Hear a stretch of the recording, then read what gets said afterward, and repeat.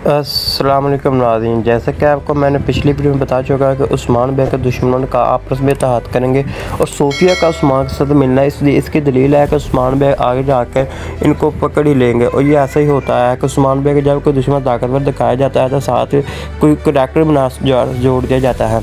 जैसे कि हम देखें कि उस्मान बे के दुश्मन ने ग्लैडियोस ने किस तरह मुगलों से इत्तेहाद किया और उस्मान के साथ बहुत से जो कि उस्मान को जाल में फंसाने की कोशिश की और आखिरकार उनके बेटे को भी पकड़ा।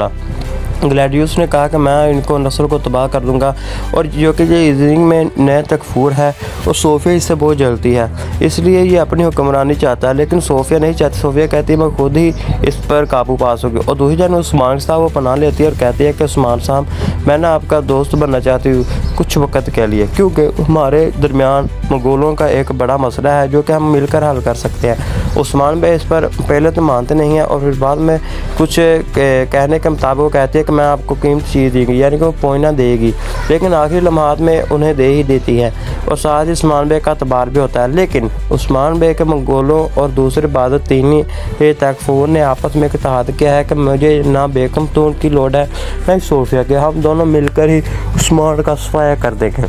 ऐसा हो सकता है कि उस्मान बे काफ़ी ज़्यादा मुश्किलात पैदा हो। मैंने आपको पहले वीडियो में तफसील से बता चुका हूँ। अब जो कि बारी आती है उरहान साहब की, सॉरी अलाउद्दीन की, उन्हें आपने देखा किस तरह पकड़ा और साथ ही गोंजा खतून को आखिरी लम्हात में उन्हें मारने लगे, तभी वहाँ ट्रेल का इत्माम हुआ। लेकिन मैं आपको बताता चलूँ कि जब इसको गोंजा को मारेंगे तो उस्मान साहब पहुँच जाएंगे।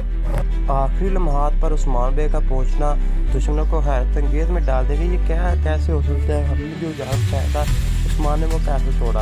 अगर ऐसा ना हुआ तो उरहान साहब जो कि यकीनी तौर पर उन्हें बचा ही लेंगे। लेकिन मैं आपको बताता चलूँ कि मंगोल नया कमांडर के साथ जो एक नया किरदार की एंट्री की गई वो काफ़ी शानदार है। ऐसा हो सकता है कि वो कुछ वक्त के लिए उनको डाल के तौर पर रोक ले और गोंजा और अलाउद्दीन साहब को वहाँ से बचा कर फिर ले जाए, फिर कोई गुफा में कैद करते। और साथ ही उरहान साहब सॉरी अलाउद्दीन जैसे गोंजा को तलवार मारने लगते हैं मंगोल, अलाउद्दीन फिर खड़ा होता है और कहता है कि मैं तुम्हें मार दूंगा और फिर आपस में लड़ाई शुरू हो जाती है।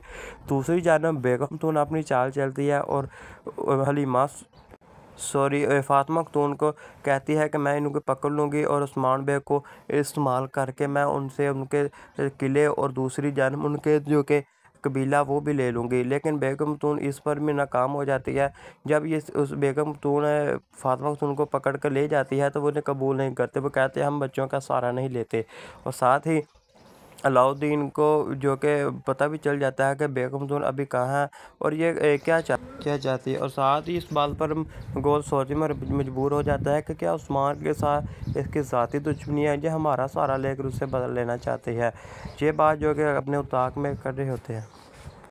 और दूसरी तरफ हम देखते हैं कि इज़निंग का नया तकफूर ने किस तरह उस्मान के सिपाहियों को तीर मारा और कहा कि अब शिकारी शिकार हो चुके हैं।